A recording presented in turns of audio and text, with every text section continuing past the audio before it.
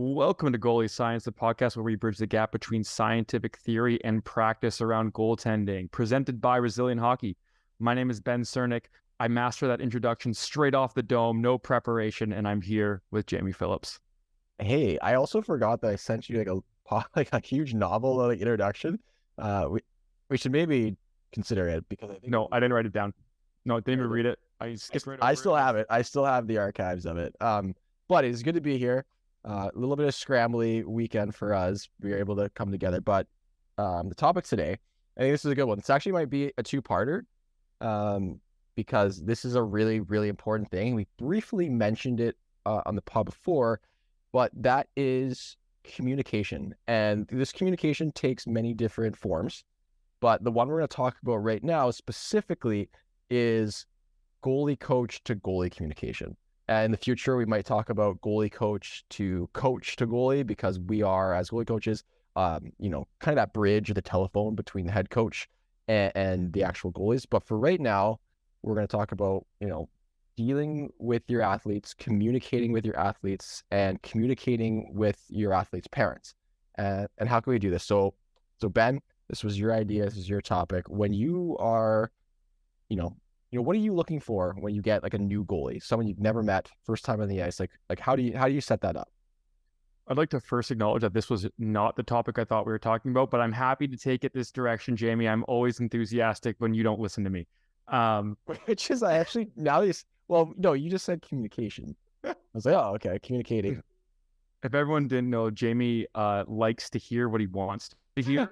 And no, that's not true. I like to read your texts and interpret them into ways that benefit me only. You know what? So this segment is brought to you by Jamie Phillips's Patreon. We might as well, if we're doing Jamie's, it's like they say in Zoolander, for children who can't read good.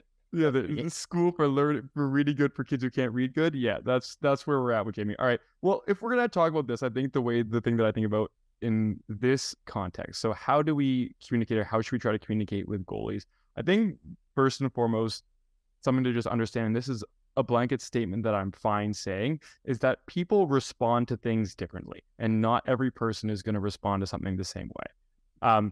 And I think today we're going to tie in some stories of some things that goalie coaches or even other coaches have just said to us throughout our careers to kind of make that as an example. But that's the first thing that I think is the most important, is knowing that some goalies and some people in general respond really, really, really poorly to negative communication, or, in sports, the context is yelling. Like, some people respond really terribly. I'm one of those people. I do not handle being yelled at very well, but Jamie, I know that you do. Yeah, I was the opposite. And it's funny because you say these things, and I can think of these things now looking back when I played, and also, I go to therapy, not afraid to admit it, talking about all these things with my therapist. And it turns out, because I always acknowledge that I respond better to negative feedback. And for me personally, that was because I was of the nature that I was never good enough. And so if in my brain, if I was constantly telling myself that I was never good enough, someone else reinforcing that negativity, but allowing some, area of, how to address it. So sort of constructive criticism, but more on the criticism part rather than constructive. For me, that's what I needed. I didn't like to hear it about all the things I was doing well, because my brain would automatically go to all the things that I wasn't doing well. And to be honest, that's super unhealthy and unsustainable. And I know that now, but that was the way that I approached it mentally. And so for me, yeah, that's why I think I got along so well with Derek, because Derek didn't yell, but Derek he was hard on us. He was really hard on us, but in a good way. It came from love, but you don't always think of that when you're 13 years old. But yeah, for me, so what's kind of your mindset? You got a coach who's yelling at you, because as someone who didn't, we're at different ends of the spectrum here, the yin and the yang. So for me, I wanted to hear how bad I was. I wanted to hear how I could stop being so bad. Simple as that. That's the simple as I can put it. Yeah, I mean, I laugh, I tell a story, and I'm not gonna put a time or age or location on it, because I think at the end of the day, most coaches mean well. Mm-hmm. But I did have a coach at one point pull me aside after a game. I I thought I played fine. I let in kind of a weird goal that, like, looking back on it, I still vividly remember this goal because of this story attached to it. But it was like a shot on like a one-on-one that like hit the defenseman's stick on the release, and the puck like went on its side and like rolled around me, essentially like a spin shot. But it looked terrible in real time, I'm sure. But pulled me aside after the game. We didn't win, and basically goes, "Look, I'll be honest with you. I don't like you as a goalie or as a person." And honestly, one of the meanest things anyone's ever said to me, but so funny. Like so funny. But I think in that coach's perspective, they were trying to motivate me, like challenge me. But I definitely didn't feel challenged. I just felt really sad. Yeah. No, That didn't motivate me next practice. I'll tell you Yeah. that for sure. The conversation's usually not going uphill when you lead with that. That brings up a good point. I have a couple stories here. And again, I'm not going to give locations and times and dates because a lot of these people are still coaching, and I'm not in the call out game. Unless you're doing dumb things on the internet or training goalies, then I will call you out. But however, so one thing that I've started to do a little bit, I did it a couple of years ago, and I need to get back more into it, is I would do, as as up in the air as some of the reliability and validity of like personality tests are, I did like to do it because it gave me a little bit of insight into how do I coach this athlete, especially if they're super new. My coaching style, I take a lot after Derek. It's a lot of like dry, sarcastic coaching in questions, and lots of questions. I ask questions I don't really like to tell goalies. I always say, like, what are you doing here? What does that mean? And I do throw in sarcastic, dry comments. And some goalies can take it, some goalies can't. But I like to know, is this goalie that I'm dealing with, is it someone who responds better to positive feedback, someone who responds better to negative feedback or critical feedback, or is it someone that is able to kind of balance that line? And I think personality tests do have, some sort of role, or using something, whether that's sitting down with your goalie and talking to them, sitting down with their parents, sitting down with someone and trying to get a better understanding. For me, like, I do a lot of online coaching, so I don't get a ton of interview time. So if a quiz and they fill it out and takes 30 minutes is going to give me a lot of insight, then I think that's really important, because, you can't just yell to yell. And even if that is your coaching style, like you prefer to yell, it's not always going to resonate with your kids. And, maybe if you're coaching a practice and guys are messing up the drill, yes, you're probably going to yell because you're yelling to the team. But when you're working with individuals, you need to treat individuals as individuals, just like we tailor our training, our lessons, and our directions towards them. The way that we approach and communicate these things must be individualized in order to be as effective as possible. Yeah, I mean, like, I'm cool with that. That's the big thing. If we want to look at how I personally coach now, I very rarely yell, if at all. Because again, I'd rather communicate with people. I'd rather just talk things out. I think that becomes more and more important the older goalies get too, right? I think one of the things I look back fondly on, when we were training in our late teens, early 20s, you and I together, is a lot of the time, most of the learning just came from conversations.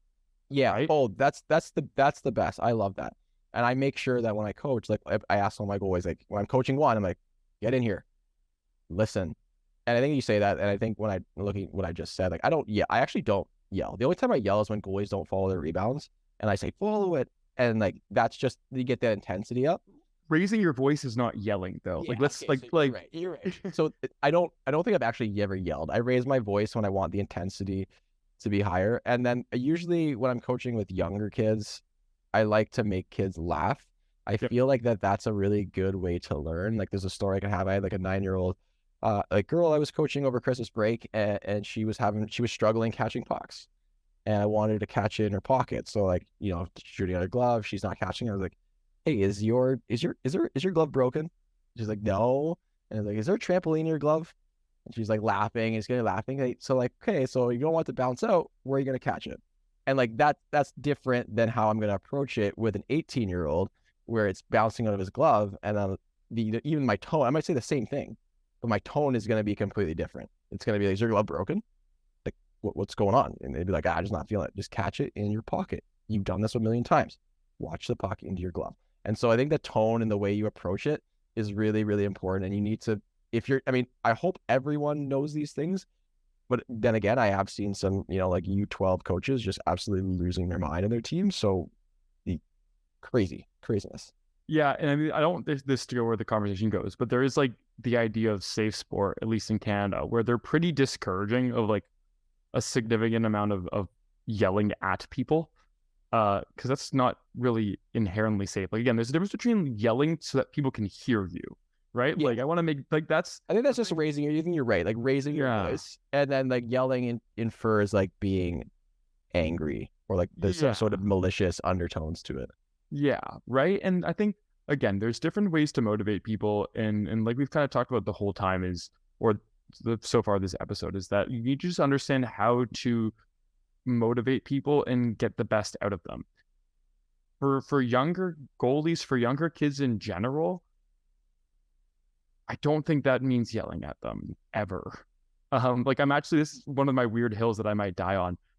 I don't think I'd ever want to yell at a young goalie for any reason. Unless they're doing something like unsafe, like they take their skate off and they're chasing around another player on the ice, maybe I'd probably yell then. But like outside of a safety thing, I think there's so much more value in building healthy communication habits and healthy thinking habits with young goalies. And the reason for that is this is, the hill that you and I always die on is you get a small amount of time with young goalies in goalie training, and then they go to practice where they're on their own. Or there's a volunteer who talks to them, or an assistant coach, or someone who plays a rebound every once in a while. Mm-hmm. But you're going to send off these young goalies to do their own things at practice. And if their biggest mental thought process is, oh, if I do bad, I'm gonna get yelled at. That I do bad, I get yelled at. I think that builds a really unhealthy self-learning process for when they get into practice, right? You said it earlier, we grew up with this, lots of questions. We both coach where we're trying to engage, get people to think, because that's what they need to do to self-learn in practice, is they need to be able to know to self-think and self-question themselves on what's going on. Now, that's the theory behind it. There's no guarantee that an 11-year-old goes to their practice and is doing anything other than just like roaming around and getting hit by stuff. That's a reality of it. But at least the intention behind it should be to help goalies get to a spot where they're going to be improving and being able to kind of self-monitor. And I think that's really important as let's get out of that into kind of like, the 15, 16 high school age goalies, because there's so many goalies who get to that age who are so self-destructive in practice, like so negative, so in on themselves and so self-destructive in practice. And a part of me wonders how much of that is because that's the negative reinforcement that they've been given for a long time, whether it's from their parents, whether it's from their coaches, or where that behavior is learned, because it's learned behavior. Yeah. And no, right? And actually, it's funny that when we talked pre-show last week, I showed you that book, that Fear Less by Pippa Grange, the sports psychologist, and she kind of dives deep into the more like the mental health side of it, in terms of how the way that we're brought up as athletes, how that influences our life, but that carries over into practice. I look at myself, for example, and it's actually kind of a miracle that I was able to play at a high level, looking at how negative I was. But for whatever reason, that worked for me. But for most 99% of people, that's so incredibly unhealthy. And towards the end, it became unsustainable and healthy, and that's why I had to retire. But like you said it exactly right. Like there are some goalies that they're expecting, they're always expecting that they did something wrong. And I think I was one of those guys too, but it comes more and more where like I'll do something and they'll look at me and they'll be like, what do you want? And they'll be like, well, what did I do? It wasn't perfect, but you stopped the puck, and I'm not going to be upset with that. Yeah, there's a million things I critique, but like I'm not going to do that. Well, tell me something that I did wrong. No, just it's okay that you did some things right, or some things weren't perfect, and you were growing. It's just a skate. And it's, as a goalie, like understanding that we need, like sometimes like criticism, as coaches, we're not trying to criticize, we're trying to correct. And we're trying to correct errors. And we do, like, I can speak for you and I, or mainly just for myself, is like we're not trying, I don't think we're ever trying to, break someone down or really upset them or embarrass them. No. We're pointing out things that they're doing wrong so that you can start to correct them. And that's a really important thing, but if you're always looking for criticism, it can be really like hard and stressful on yourself. And then that can carry over and kind of snowball to more detrimental things down the road. And that might be just because we're so ingrained. And I think it is changing a little bit in terms of the coaching culture. We're Maybe. not just straight up like just like ripping kids apart, but it Is it? still happens. Yeah, there's a really good conversation. So I've mentioned this before. I'm super fortunate that like the lab I work in is called the Expertise and Skilled Acquisition Lab. So like it's all about, and it's in sport mostly. So, you know, how do we understand and how are great athletes created? And one of the big things that we collectively always talk about is this idea that if you're like not playing at professional or senior international levels, you are by definition not an elite athlete. Mm-hmm. And so you shouldn't be treated like one. It's like it's that simple. There's this, right, like elite competition. At the NHL, it is their job to, at the AHL, it's your job to win. You are paid money to do that. And because of that, there are things that are maybe a little more unhealthy, honestly. And I think that's just the reality of professional sports. But we professionalize kids. Yeah. And as coaches and as goalie coaches, I mean, like, this is the funny part. If anyone's ever been a goalie coach, or if anyone's, not many people are goalie coaches on teams. That's fine to say that. Probably not many people who are listening to this. But yeah, I think people would be surprised to hear, just for a lot of coaches, how a goalie coach is just like sort of on a staff. Like you're sort of a part of the coaching staff, but you're like not really a part of. Are you? You're not really a part of the coaching. Yeah, yeah. You're there. You know, every 10 minutes, someone might look at you and remember that you're there in the conversation too. But that ties into why our role, why you need to be so much more supportive, and that is again at different levels. For me, at the junior level, Jamie, you in college, like you're there to support people. And I think that model where the goalie coach supports their athletes and is that like that communication line at older ages, that should be the base for basically all minor hockey, because they're not professional athletes. They're not elite athletes. They're kids, right? Now, some of them will go on to be that, right? But if the first time they get absolutely torched and ripped is at 17 instead of 11, that might be healthier. And it also allows for us to raise the question of like, what does that need to look like at 17? What does that need to look like as we move forward? Right? Like we've started to see a shift in player dynamics in different sports, right? Like in the NBA, for example, they're calling it a players league now, right? They control their own fate. They control what they want to deal with. Mm-hmm.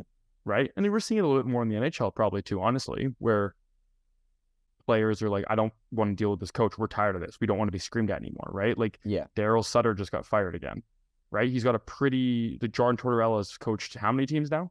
And they last a few years. Didn't he just get rehired again? Yeah, I thought I saw that too. That's why I brought it up.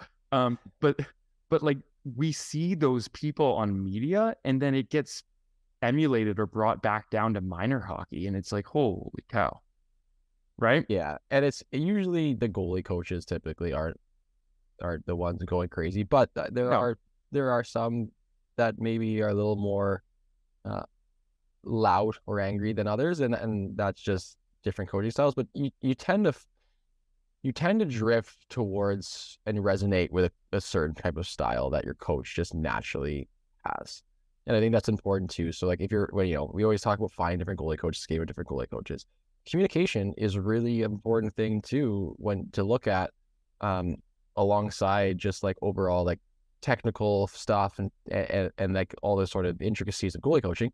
If you don't feel like you're comfortable around your goalie coach, if you find that what they're saying just is going in one ear and out the other, maybe that goalie coach just isn't for you.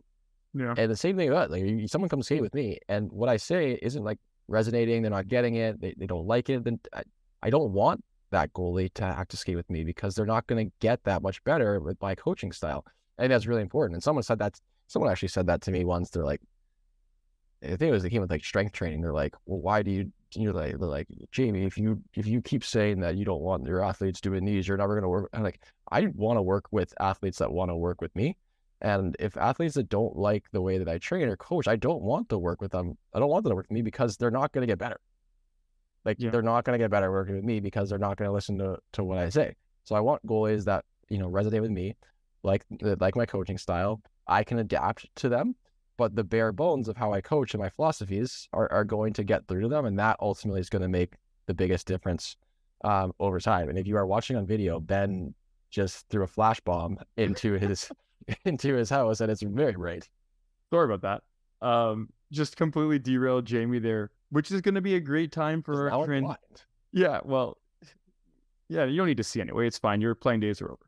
I'm a PT. I just palpate. Just I wanted to. I touched on this before, but I did want to talk about a little bit. I wanted to hear a little bit of stories from your time playing. To kind of, I mean, I mentioned one of mine earlier.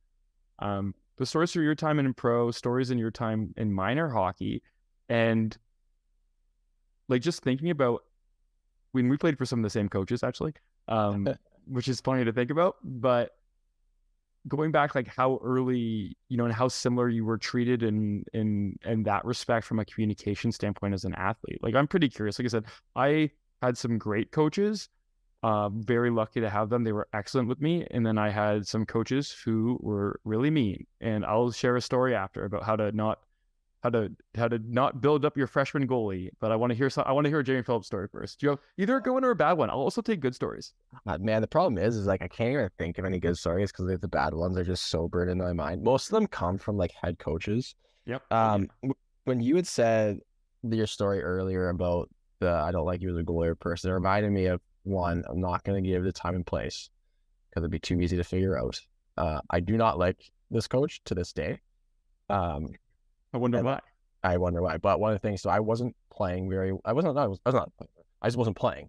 And I was getting frustrated. And, after practice, I was stretching and he came over to me and he was like, how'd you feel today? And I was like, I thought I felt okay. And he goes, well, I thought you looked like effing poop. And I'm going to say it like that. I remember this story. I remember you texting me about this. And I was like, what? And he's like, no wonder you're not playing because you look like effing poop every day. And it's a miracle you're even here. And I'm not an angry person. I think I've seen red maybe 4 or 5 times in my life. This was one of those times. And well, first of all, I was holding back tears of sadness and anger. And it took a lot of genuine effort for me not to two-hand him across the face. And I can say that out loud because I was so mad. And yeah, like from that day forward, super, super like upset. And like I said, I don't like him to this day. And I have goalies that will come across and they cross paths and let me just say they cross paths and there's the option to play for that coach.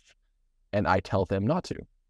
And that is one of the things too, because he set that tone and I do what I can to prevent good athletes from playing for him. Yeah, I mean, there's a reason people get referred to as goalie killers. Like that's a legitimate expression around some coaches, right? That's pretty horrific, Jamie. Let's not play the one-up game, but this is my second. But I'm gonna one up you here. But I'm gonna one up you. No, I don't think this is well, it's different, but I was playing and again, I got my first ever type of this game ever. So my first ever start, like new team, new league, getting a chance to play. And, we win this game. Like it's a game where we're kind of up the whole time. Like we were up like 2 or 3-0 to start the game. And then I let in the first goal against my first ever goal in this league. And it's just like a bad goal. Like it's just like a shot from shot from like outside the top of the circle that just straight up beats me clean short side bar down. Like ting, short side, and I'm like, oh, oopsies. Okay. Not great. As a goalie, especially when you're older, every goal that you should have had. You're aware of that. Like you're so acutely aware of when a bad goal goes in that it's so surprised me when coaches again get in goalies' faces about bad goals. Like they know. Like we will. Oh, that dumping from the blue line. Yeah, no, for sure. I definitely am not upset about that when I gave up. Yeah, like it's just one of those things where it's like goalies are so self-critical, especially as you get into higher and higher levels. people filter out, right? So you get to a certain level, and every goalie is, again, we talked about this before, you can recall the games of goals you let in, like hundreds of games, every goal that you let in from those things. Yeah. Oh, right. Absolutely. So I let this goal, and we win the game like 6-3 or 7-3 or something. Like, it's not really close. Like, I let in like my last goal, like 2 minutes left, like a garbage, meaningless goal, right? So I get out of it. I'm like, cool, first win, really fun. You get your little puck, all that jazz. We get into video the next week, going over that game, and the coach plays and rewinds that goal in front of the whole team 10 times. 10 times, just staring at me, not saying anything, just rewinding, play, rewinding, playing. After like 3 minutes, finally looks at me and goes, "Is that a good goal?" No. Like, of course it's not. Go put the 7 goals we scored on. We scored a couple stinkers too. Like, that's just hockey. Like, you're gonna let in bad goals, and again, I will change how I play that play next time, whether you embarrass me in front of the team or not. Like, that whole team knows I let in a bad goal. I know I let in a bad. What does that serve? How does that build you up for next time? What do I learn? What do you learn from that? So that I always think about that when I think about my coaching, and anytime a goal goes in, is like, every bad goal, like the goalie knows it's not a secret. I've had the rewind one before, so I'm not going to use that. We should just have a story time podcast. I think we should just have like. That's what I told you today was, and then you changed the. No, I thought today was gonna. We should no, but not just like just general funny hockey stories. But I had one. No, I forgot which one it was. What did you say? Which one? I actually am genuinely drawing a blank because I'm thinking about that rewind play. Oh, my first ever game at junior B, first ever start. I was pulled in a 3-3 tie, and then we ended up winning in overtime. And so I'm a 16-year-old acne-prone little kid, and just first game of junior, I thought things were going well. Tied, ready to go into overtime, get pulled. Coach comes up, he's just like, just didn't think you could do it. So that kind of set the tone for me that the rest of the year. They got one more. I don't even know if I got another start, and then I was traded again. But like, got traded right away, yeah. Yeah, so that was not a good feeling. But the goalie I was traded for, the goalies that played over me, they never played any higher than that. So whatever. So no. But like, it just like I got pulled my first ever junior B hockey game in a 3-3 tie as a 16-year-old. Yeah, we've talked about pulling goalies and kind of our thoughts, and that was definitely more about minor hockey. You got to pull a goalie sometimes, and when a goalie's not playing well or a team needs a shift, that all makes sense for junior hockey. But it's stuff like that, especially I'm assuming that was like an October game. I'm pretty sure every team in the loop makes it was in Stony Creek. He was in Stony Creek when the Warriors were there, whatever. I remember it distinctly. I think it was the only game I ever played in that entire arena in my life. I know that rink vividly, only because this is a really funny story. One of my good friends growing up, this is story time now. We've completely shifted off communication. Everybody enjoy the last 50 minutes of story time here. This story is funny because this is a good friend of mine, and then I played with this guy's D partner. So they played in Stony Creek, Ontario, small town outside Hamilton, used to have a junior B team. And for people who are listening, like junior B is like pretty decent in Southern Ontario. It's pretty good. Yeah, it's pretty paid a lot of money. Oh, sorry. The billets who house you get paid lots of. What if the billet's your mom? Moving on. But so my buddy's a 16-year-old defenseman, so similar to Jamie's 16-year-old junior B story, and a D partner comes down from the OHL. That happens in that league a lot. It used to happen a lot more, but guys would get just dropped down for a little bit. And for the first game or the first week that these two played together, this D partner only passed it to my buddy's feet in the corner on purpose. He explicitly went up to him and he said, "I don't want to be here. I'm only passing the puck to your feet so you can get hit." And then proceeded to pass the puck into this guy's feet for a week straight. And just nothing said like, "Hey, like I want to be here," and then like making bad passes. Just a good teammate. You know? Sorry, that's what I think of Sonic every time. But no, like this is what's so interesting to me, right? So we wonder why, and again, through some of the work that I've done, there is a lot of really good goalies who just stop playing hockey mysteriously really early in their careers. Like in the CHL, for example, because that's what I can always pull from. Like between 2006 and 2018, there is almost double digits newspaper articles about goalies stepping away due to mental health stuff. Yeah. Right. And we joke, and these stories are funny to laugh at now because they're ridiculous. Mm. But this is like they stick with us, and they're funny now because we're kind of able to get over them. But like in the moment, like they were horrific. And they leave an impact. Yeah. There's a reason we still remember these, and there's a reason that they don't feel good. And so we're not saying someone's probably listening and being like, "Oh, kids these days are so soft." And we're not saying like, "Oh, we have to everyone gets a trophy or these things," but you don't have to like embarrass a kid or like rip them apart in order to push them or motivate them. And you know what? If for some reason that kid that's how they get motivated, you need to know that. But that's not the way you treat everybody. You treat them as individuals as best you can. If someone needs more positive reinforcement, find a way to balance positive with negative. If someone needs more negative, try to make sure you're throwing in some positives there so they're not continually beating themselves up. And so that's really ultimately what we're trying to say is like, coach the individual, even if that means adjusting your coaching style and being open and understanding like, hey, I can't, you say, maybe make a kid cry. And you're like, okay, like I can't do that again. And so they apologize, try to explain what you were trying to get through in the future, then don't do it. It's okay to make mistakes. Like we all make mistakes, but make sure that you learn from them. Don't make a kid cry and then be like, oh, you're so soft and I don't want to skate with you anymore. Yeah. And for the younger goalies and the parents of younger goalies listening to this one, I think if there's one big takeaway is knowing that it's also, your job as a young goalie or a goalie and your job as a parent to establish what you think is healthy communication. Right. So like if I am, I guess, asking parents to reconsider what they view as healthy communication. Right. Because I've had a few parents in my time like ask me to like yell at their kids more. But anytime I have even like considered raising my voice, you can almost see it in the kids' eyes that they're ready to be yelled at. Like right. And I really want people to, I really want people to just reconsider and reevaluate that. Right. Again, people are motivated for a lot of different reasons, right? And as people get older and as you can keep playing at higher and higher levels, people are more intrinsically motivated. They're more motivated for the purpose of they want to accomplish things, right? But that tells you that for the younger ones, like they're still figuring out if they even like playing hockey, if they like all the parts of it, right? And so we just need to be kind of aware of that, right? Like be aware of what's healthy communication and what's not. It's not being soft, right? Like we know this is just kind of like hockey and other sports can be a little abusive. And so I'm fine calling that out.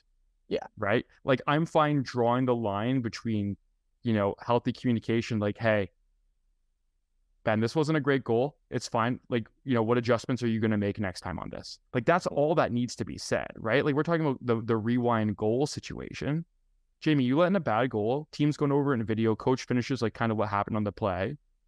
Like, we asked the defenseman what they would do differently. Just ask the goalie, right? Well, that's what happens when you have, like, most of the time, like, head coaches aren't goalies. Well, that brings up the importance of why we say every team should have a goalie coach, because then the goalie coach, that's why your own video sessions together. But anyways, Jamie, we got to wrap this one up, but I want to toss a bone over to you. Do you have a positive story? Can we wrap it up on a positive communication story? I got one in the back pocket if you got nothing, which is deeply concerning. You should figure that out. You say your story and I think of it while you're talking, then I will give you mine. Yeah.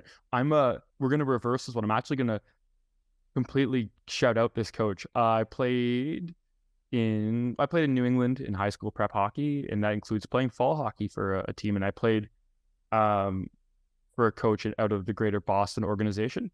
And my first year there, I got absolutely tomahawked in the head, helmet knocked off in a game, 100% concussed. But the nature of the way these leagues kind of worked is the other goalie could not get out of his like school obligations. And so we had one goalie.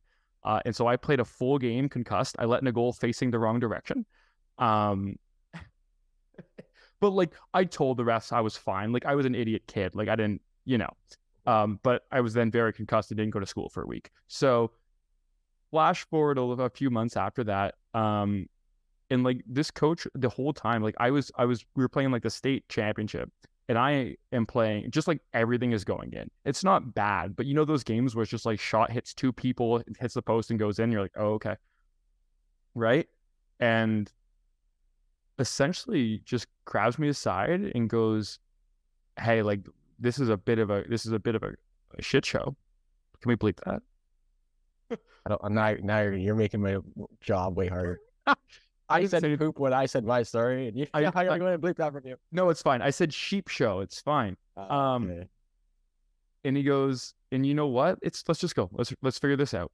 And he's like, this is the way it's going to be. And that was the way he had coached the entire time, right? He was he was always the person who was like, hey, what was going on with that game? Like, what do you think we could do better? Like, that was it. It wasn't like, what are you doing wrong? That was always the line of communication.